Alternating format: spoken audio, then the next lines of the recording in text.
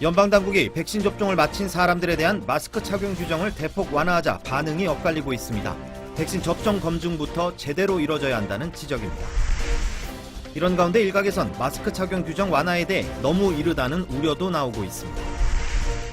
코로나 백신 1, 2차 접종에서 서로 다른 백신을 맞을 경우 부작용이 나타날 확률이 더 높다는 연구 결과가 발표됐습니다. 최근 아시안 대상 중어범죄가 기승을 부리면서 LA 한인타운에 야간 순찰을 도는 자율방범대가 등장했습니다. 오늘 질병통제예방센터가 코로나19 백신 접종을 마친 사람들에 대해 사실상 거의 대부분의 실외 상황에서 마스크를 쓰지 않아도 된다고 밝혔습니다. 뉴저지주가 6인 이상 직원을 가진 소기업들을 대상으로 보조금 지급 프로그램 신청을 받습니다. 뉴욕시 식당과 카페 등 외식업소에서 일회용 플라스틱 빨대와 스틱의 사용이 원칙적으로 금지됩니다. 경제가 빠르게 정상화하면서 주요 대기업들이 급여를 인상하고 대규모 인력을 채용하고 있습니다. 이스라엘과 팔레스타인 간 무력 분쟁으로 100여 명이 사망하는 등 분쟁이 과격화되자 정부가 이들 지역에 대해 여행 자제 권고를 내렸습니다.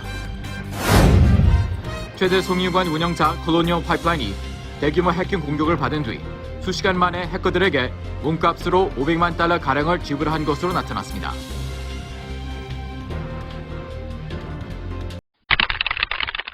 (5월 15일) 듣기만 해도 통찰력이 생기는 통키 뉴스는 인트로 없이 바로 시작하도록 하겠습니다. 월마트 소식입니다. 월마트가 노 마스크를 선언했습니다. 즉 마스크를 맞은 고객은 쓰지 않고 마트에 들어서도 된다라고 하는 건데요.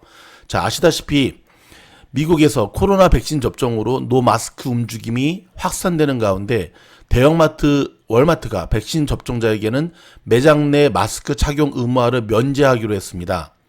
자, 어저께 코로나 백신 접종을 완료한 사람들은 매장 내에서 마스크를 쓰지 않아도 된다는 발표를 했는데요. 백신 접종을 끝낸 월마트 고객은 매장에서 이날부터 마스크를 쓰지 않아도 됩니다. 월마트 직원들은 코로나 백신 접종을 마치고 2주가 지난 뒤부터 마스크를 벗을 수 있으며 이 지침은 오늘 18일부터 시행이 됩니다. 아울러 월마트는 코로나 백신을 접종한 직원에게는 $75, 한국 돈이 약 8만 원 정도 되죠. $75의 장려금을 지급한다고 밝혔습니다. 앞서 미국의 질병통제예방센터는 지난 13일 백신 접종을 마친 사람은 대부분의 실내외 환경에서 마스크를 벗어도 된다고 방역 지침을 개정한 바 있습니다. 지금 미국 현지에서는 방금 전해드렸던 월마트의 노 마스크 선언이 계속해서 다른 마트에게도 확산되는 추세입니다. 두 번째 소식입니다. 미국 최대 송유관 운영업체인 콜로니얼을 사이버 공격한 해킹 집단 다크사이드로 밝혀졌죠. 이 다크사이드가 미국 정부의 압박에 폐쇄 결정을 내렸습니다. 14일 블룸버그 통신과 월스트리트 저널에 따르면 사이버 보안업체 파이어아이와 인텔 472를 인용해 다크사이드가 자신들과 연계된 다른 해커들에게 랜섬웨어 서비스 운영을 중단하고 폐업할 예정이라고 보도를 했습니다. 그러나 이번 폐업 선언은 미국 당국의 대대적인 수사를 피하기 위한 눈속임일 가능성이 제기가 되고요. 다크사이드는 블로그와 결제 서버를 포함한 일부 인프라 서비스에 대한 액세스 권한을 잃어버린 것으로 전해졌는데요. 이 단체가 다크웹에서 운영하던 웹사이트는 전날부터 이미 다운된 상태이고 사이버 전문가들이 전했습니다. 다크사이드는 아직 몸값을 지불하지 않은 피해 기업들에게는 조만간 시스템을 복구할 수 있는 복구화 키를 보내주겠다고 밝혔습니다. 그렇죠. 지금 수사가 압박해 오니까 지금 피하기 위해서 그런 거고 뭐 얼마든지 자기네들의 이런 걸 해체했다가 또 다른 이름으로 만들 수 있지 않겠습니까? 조금 후에 올라가는 팔란티어 영상에서도 다시 한번 다루겠지만 과거에는 인질을 붙잡고 몸값을 요구했는데요. 요즘은 그 인질이 바로 이런 사이버 테러로 지금 바뀌는 모양새입니다. CDC가 백신 접종자를 대상으로 마스크 착용 지침 완화를 발표하자 가주정부가 가이드라인 채택 여부를 고심하고 있습니다. CDC 지침이 세부적이지 않고 곳곳에서 완화 규정에 대한 찬반 논란까지 일면서 각 로컬 정부는 주정부의 결정을 기다리는 모양새인데요. 자, 우선 개빈 뉴섬 가주 주지사는 14일 CDC 지침 채택 여부와 시행 시기를 검토해보고 있다. 다만 당장 해결해야 할 복잡한 문제가 있다면서 백신 접종이 제대로 이루어지지 않은 학교 등에서 CDC의 새 지침을 당장 적용한다거나 비즈니스 업체들이 계속 마스크 착용 정책 등을 요구한다면 또 다른 논란이 생길 수 있을 것이라고 말했습니다.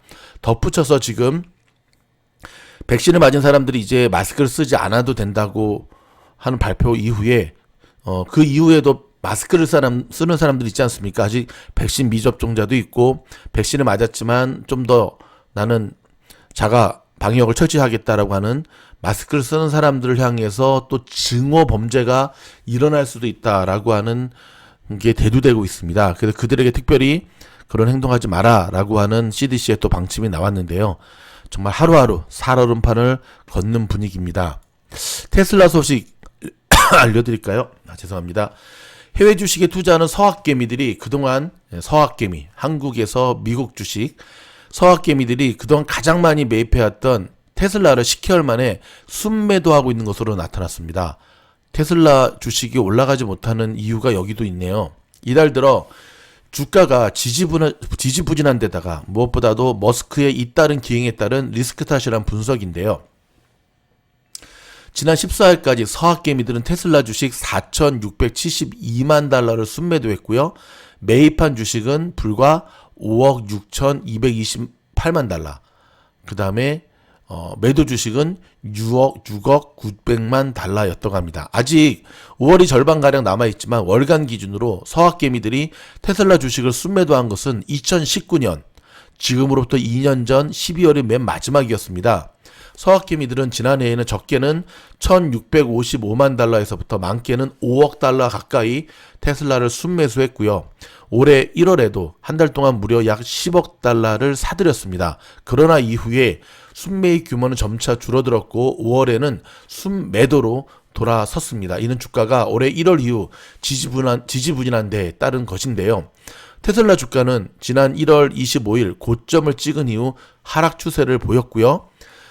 지난 14일 종가는 589.74달러로 고점 대비 30% 이상 떨어진 상태입니다.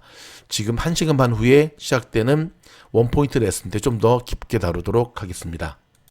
이스라엘과 하마스의 중동 사태가 심상치 않습니다. 자, 오늘 이스라엘 군이 가자지구 폭격으로 외신이 입주해 있는 건물이 파괴됐다고 AP통신이 보도를 했는데요. 이날 이스라엘 군의 폭격으로 가자지구 내에 있는 12층 건물이 무너졌습니다.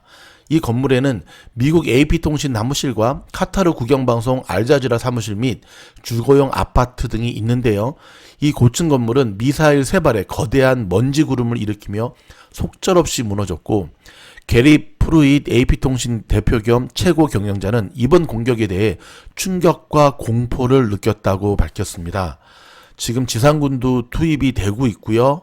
지금 민간 대상까지도 계속해서 지금 사망자가 나오는 상황인데, 한편으로는 이스라엘이 지금 항상 이스라엘과 하마스, 이 팔레스틴의 전쟁이 있을 때는 이집트가 중재를 나섰거든요. 근데 이번에도 이집트가 중재에 나섰는데 이스라엘을 거부를 했습니다. 좀 면면을 열어보면은 지금 이스라엘의 벤자민 그 총리죠.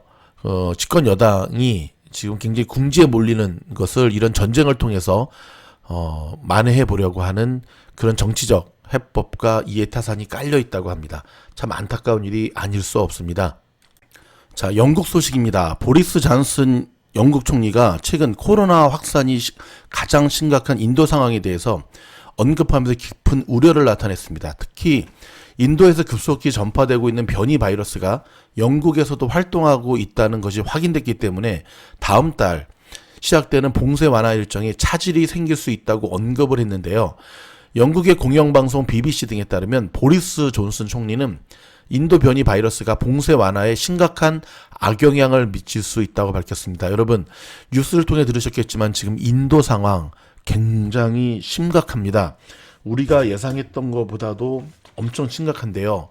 하루 확진자 수가 30만 명을 넘어섰고요. 하루 사망자 수가 3,000명을 넘어서고 있습니다. 근데 여러분 그거 아시죠? 인도는 다 잡았다고 했습니다. 다 잡았다고 했습니다. 섣불른 판단, 섣불른 완화 정책, 섣불른 방심이 결국은 인도로 하여금 이러한 사상 최악이 걷잡을 수 없는, 이미 의료시설은 붕괴가 되었고요.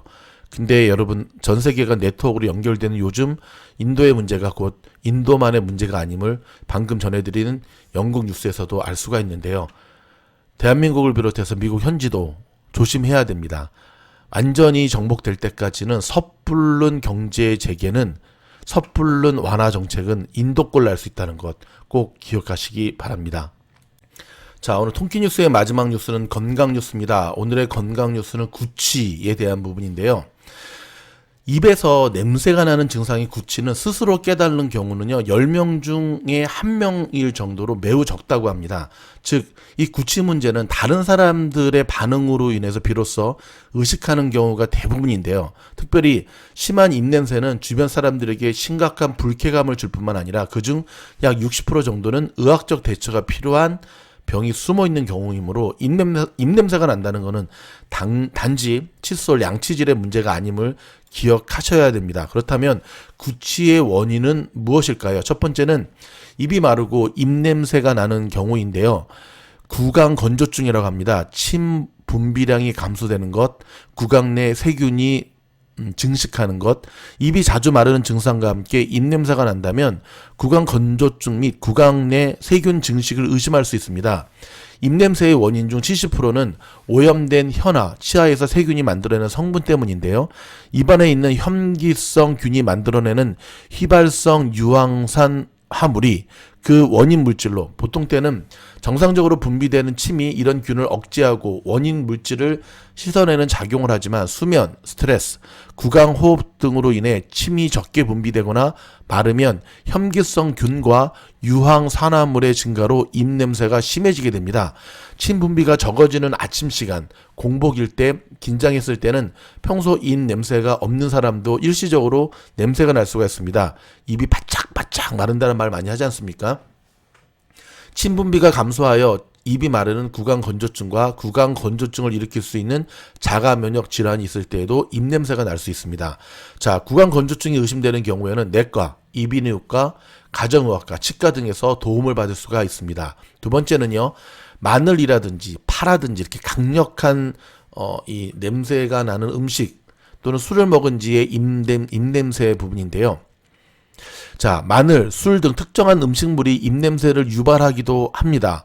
마늘을 먹은 뒤 입에서 냄새가 나는 것은 마늘의 알리신이라는 성분이 입 안과 위장에 남아있거나 위에서 흡수된 알리신이 몸에서 분해되어 알릴메카탄이라는 물질이 되어 혈액을 타고 들어가 폐에서 날숨을 통해 빠져나올 때 냄새가 나게 됩니다. 좀 심하죠? 마늘 외에도 양파, 파, 부추, 육류 섭취 시 구취가 날 수가 있고요. 술을 마셨을 경우에도 몸에 흡수된 알코올이 분해되어서 생긴 아세트알데히드라는 성분이 피부와 폐를 통해 밖으로 배출되면서 특이한 냄새를 유발하기도 하며, 그 외 흡연자의 경우에는 담배 성분이 피부, 입안, 기관지, 폐 속에 남아있다가 숨을 쉴 때마다 냄새를 유발하기도 합니다. 세 번째는요, 당뇨 환자입니다. 당뇨 환자가 특이한 입냄새가 난다면 케톤산증을 의심할 수가 있습니다. 당뇨병 환자에게는 특징적인 아세톤 냄새나 연한 과일향 같은 입냄새가 날 수가 있는데요. 당뇨병 환자의 경우에는 인슐린에 의해 포도당의 대사와 활용이 정상적으로 일어나지 못하기 때문에 몸이 당 대신 지방산을 분해하여 에너지원으로 사용하게 됩니다. 자, 이때 생기는 아세톤이나 케톤체와 같은 대사 산물들이 날숨으로 배출되면서 시큼하면서 단내가 섞인 입냄새가 나게 된다고 합니다. 그 외에도 구취를 유발하는 그 밖의 원인으로는 다양한 치주질환, 호흡기 염증, 편도결석, 고혈압, 고지혈증, 동맥경화증, 위궤양, 신부전, 간경화, 자가면역 질환, 임신 등 다양하며 스트레스와 같은 심리적 이유로 인해 다른 사람은 맡지 못하는 입냄새를 자신만 느끼는 경우도 있습니다. 구취는 그 자체로는 생명에 지장을 주는 증상은 아니지만 구취와 함께 치아나 잇몸, 혀를 포함한 구강 증상이 있거나 만성적인 비염이나 축농증, 기관지염 등의 호흡기 증상, 위궤양이나 간경화, 신부전 등의 내과적 증상이 동반되는 경우 원인 질환이 치료되어야 입냄새가 조절될 수 있으므로 병원을 방문하여 치료를 받아야 합니다. 여러분, 참 사회생활에서 많이 방치되고 그러면서 참 큰 문제가 있는데, 아무튼 구취로 인해서 어려움 겪는 분들 주저하지 마시고 병원을 방문해서 꼭 전문의의 치료를 받기를 바라겠습니다. 오늘 저희가 준비한 통키 뉴스는 여기까지고요. 조금 후에 팔란티어의 영상과 그 다음에 여러분들 좋아하시는 개뿔 뉴스 영상 올라가도록 하겠습니다. 변함없이 주말 무탈하시기 바랍니다. 화이팅! 요즘 시장 어떻습니까? 연일 피바다, 끝모르는 추락, 정말 열받고 화나는 날이죠. 여러분, 시장을 씹어먹고 싶을 때, 시장을 아작아작 씹어먹고 싶을 때 추천드리는 한국에서 온 쫀득이를 소개합니다. 우리가 어릴 때 먹었던 그 쫀득이냐고요? 이름은 같은데요, 성분은 전혀 다릅니다. 100% 한국산 현미와 한국산 농산물로 준비했고요. 다이어트에 그렇게 효과가 좋습니다. 간식이 출출할 때 쫀득이 먹으면요, 헛배가 아니라 든든히 배가 부릅니다. 현미로 만들었으니까요. 미준홀 팀장은 어떤 쫀득이를 좋아하냐고요? 풋사과, 곤약, 말차, 보이차, 신쫀득이 다 좋아합니다.